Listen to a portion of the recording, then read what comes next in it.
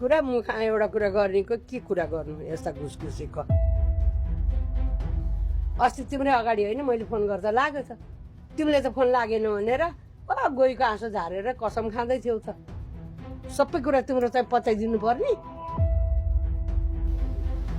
पत्याउनु पर्दैन आमा म हजुरहरूलाई विश्वास दिलाउन पनि त सक्दिनँ नि कसैलाई विश्वास गर्न सकिँदैन भने प्रश्न गरेर समय पनि खेर नफालेकै राम्रो दादा आमासँग के बोले कि तिमीले यस्तो आमासँग बोल्ने तरिका यही हो तिम्रो मैले त्यस्तो नराम्रो के बोलेर दाइ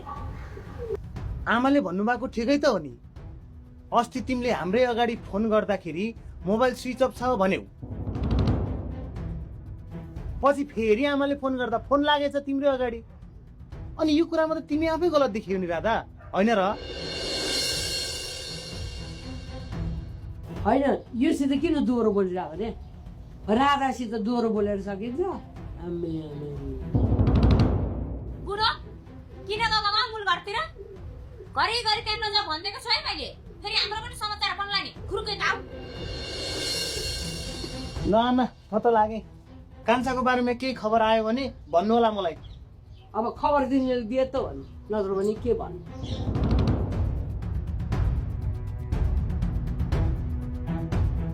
आमा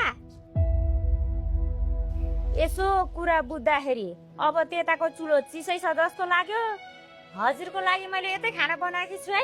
आउनुहोस् लौ ल अब यता त भर्खर पाठ फुट्दा सिद्धियो अब कति बेला हो आफूलाई औषधि खानुपर्छ